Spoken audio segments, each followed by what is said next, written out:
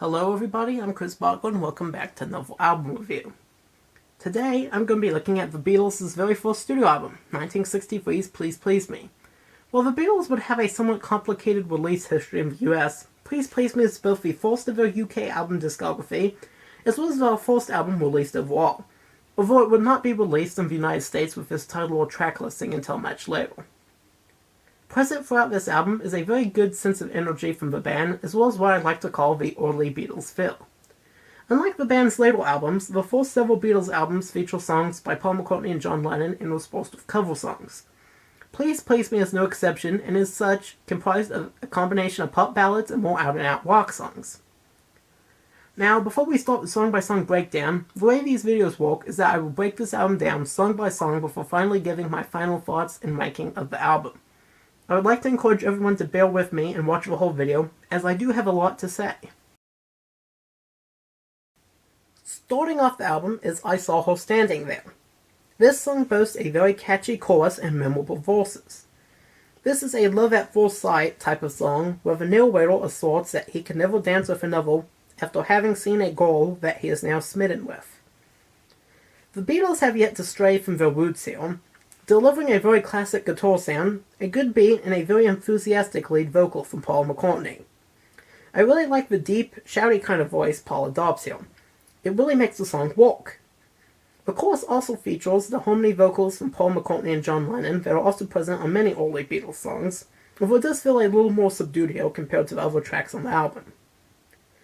I Saw Her Standing There is one of those songs that is instantly recognizable by the very first line. It really draws you in. Paul's little countdown at the beginning also makes the song work very well, not just as the beginning of the album, but as the beginning of the band's album discography. Misery is the first song of the album sung by John Lennon. This is the first of the band's more ballady songs, as opposed to the more rock and roll style of the previous track. That said, the song is still very up-tempo. The harmony between Paul and John is great here, as is John's lead. The song also flows together pretty well, even if the post-breakup mopiness of the lyrics is pretty standard.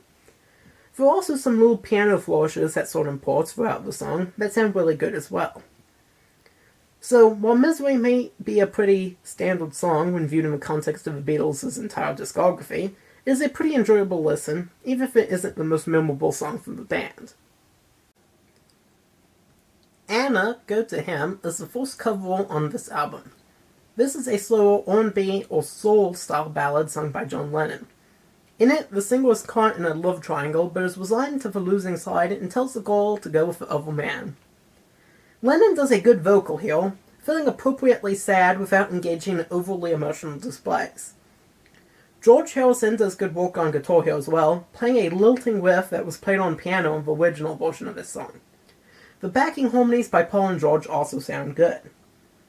Despite the Beatles' good delivery of this song, it is not really that great of a song in and of itself. This version is faster than the original recording, but it's still a pretty slow song. The lyrics aren't the best or most memorable, and as such, this song's real strength lies more in the vibe given off by the vocals and guitar than it is in anything else. Chains is another cover, this time of a girl group song. This song has a harmonica at the beginning, and an early lead vocal from George Harrison. George is joined by Paul and John on the chorus for a harmony effect that works, as usual, pretty well. The song is about the metaphorical chains of love taking hold of the single. It's not the most meaningful metaphor, but it works well enough. The lyrics here do flow together alright, although they are far from the best of the album in that regard. Chains does fit in well with the rest of the material on the album, but outside of George's good but relatively restrained lead vocal, there isn't anything too notable about the song. It works well in context, but really isn't worth much on its own. Boys is the first of the Beatles' songs to be sung by Ringo. Just like the previous song, this was originally a girl group hit, and while the verses have the genders swapped around, the chorus remains unchanged. There's something a little funny about hearing Ringo sing very enthusiastically about boys, knowing this is a song that, if it hadn't been a cover, it would probably have been considered quite scandalous and controversial. The energy here is on point, with a very high tempo and great playing all around. Ringo's drumming is at its best here, and his lead vocal is really good too. The backing vocals from the rest of the group were also great, very energetic, and one of them, probably Paul, doing some screaming in the background. I also like the way Ringo shouts out George just before George's energetic guitar solo. It really adds to the feeling of camaraderie the band has on their early albums. There's kind of a feel-good party vibe to Boys that is bolstered by what is some of the most energetic playing on a very energetic album. This works to make it among the best of the cover songs of the album. Ask Me Why is a tropical-tinged ballad, once again sung by John Lennon. This is the first Lennon-McCartney original in a while since the last 3 songs were all covers. The song is essentially a rather standard love song in which the singer tells his love to ask him why, and the answer will always be because he loves her. I don't really know why, but I've always kind of liked this song, especially John's lead vocal and the little woo-woo-woos he does on the chorus. The harmony between him and Paul works great here as well. Although Ask Me Why feels like it shouldn't really be one of the most memorable songs of the album from a lyrical perspective, I really do think the vocal delivery and the mellow tranquility of it does work wonders. If you ask me why, I won't really have an answer, but still, I quite like it. Please Please Me is a great song that once again sees the Beatles at the height of their energy. The song is essentially a man imploring his girlfriend to try to please him in their relationship, as he feels like he is trying harder to please her than she is him. This song starts out with a harmonica part played by John Lennon before the verses start with Paul and John singing in harmony. The chorus has John sing Come On, with Paul and George providing backing vocals before the full harmony kicks back in. Everything was on point with Please Please Me. The harmonica acts as a good hook to draw you in, the lyrics are memorable, the chorus catchy, and the harmony vocals sound great. Now, before we go on to side 2 of the album, I want to remind you that if you like this style of album review, to please please me by liking this video and hitting the subscribe button below, as all these things help me out a great deal. Love Me Do starts off with a bluesier harmonica sound than on previous tracks, which utilize a more poppy harmonica sound. This whole song is in a pop blues style. It's kind of a subtle difference compared to the pop rock of the rest of the album, and it doesn't lean overly hard into the blues trappings, but it is apparent nonetheless. The lyrics here are pretty self-explanatory and relatively simple, but work well. The chorus and vocal harmonies between Paul and John sound great once again, with neither of them really dominating over the other in this song. Still, what really makes this song great is John's harmonica part. P.S. I Love You is the first song I would say is truly Paul-dominated since the first one on this album.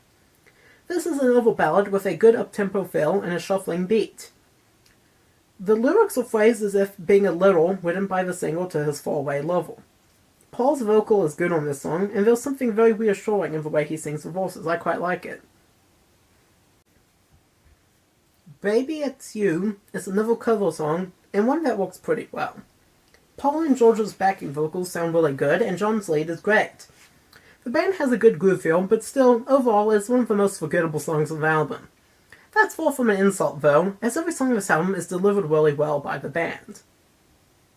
Do You Want to Know a Secret is the second song of the album to be sung by George Harrison. While there isn't a huge amount of difference between John and George's voices yet at this point in time, I do think George does a good job on this song. I especially like the way he ends word you with the oohs throughout the song. Similar to Ask Me Why, Do You Want to Know a Secret is a song that also has a laid-back tropical feel to it. The lyrics are good, with the titular secret being the single telling a girl that he loves her. It's not the most original song ever written, that's for sure, but it's well delivered like the rest of the album, and George's vocal helps it stand out all the more.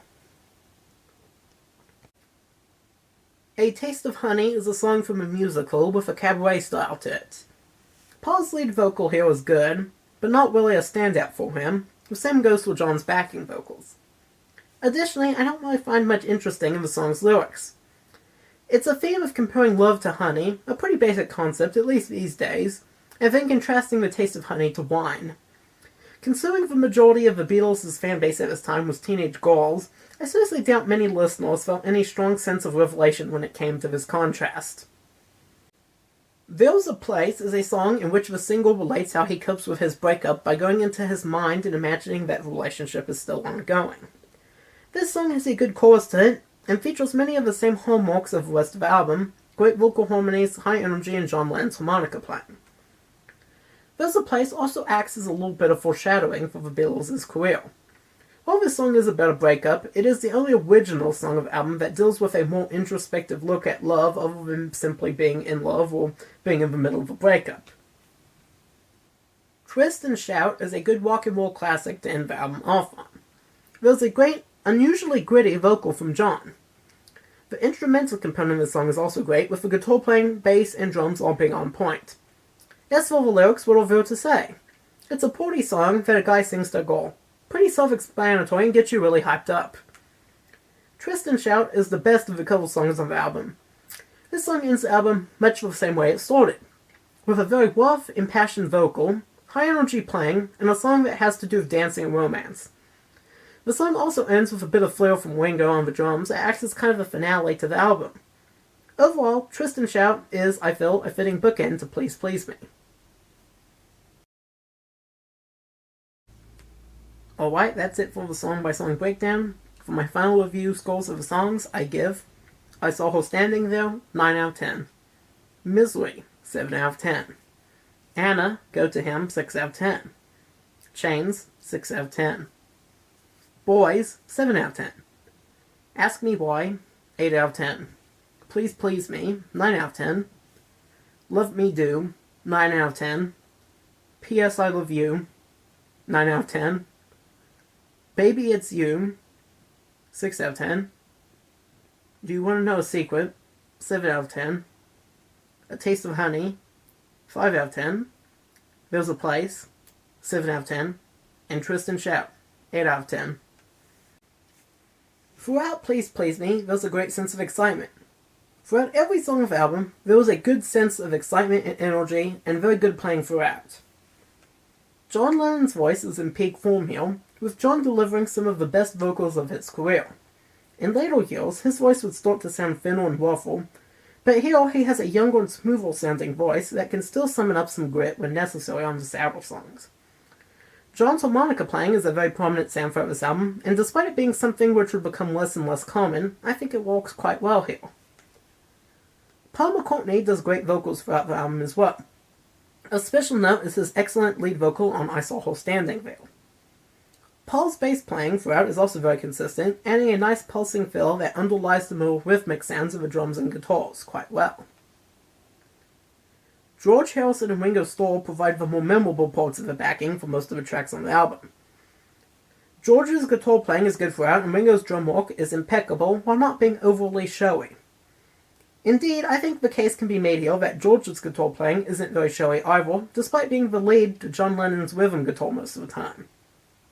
While he does some solos and is usually the leading component of the backing, George never really feels like he is trying to hog center stage, be a major selling point, or start some sort of guitar revolution.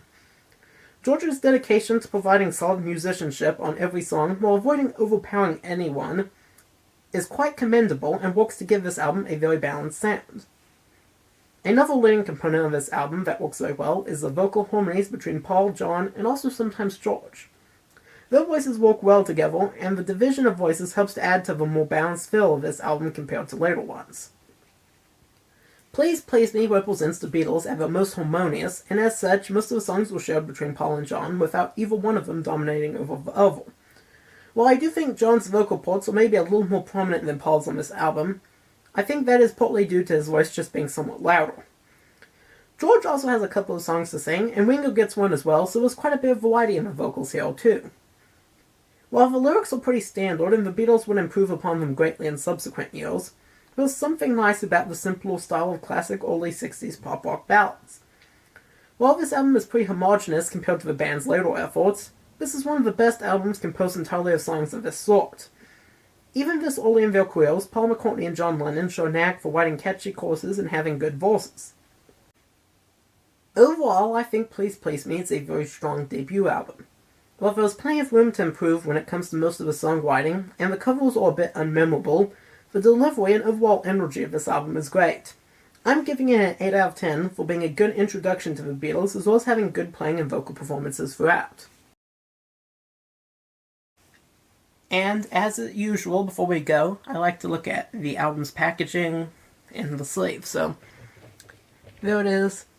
It's a very nice photo of the Beatles. So looking down from inside this building stairwell. This is a very iconic image, and there's also an image of them later at the end of the band's career, kind of imitating it when they're older, so that's kind of nice too.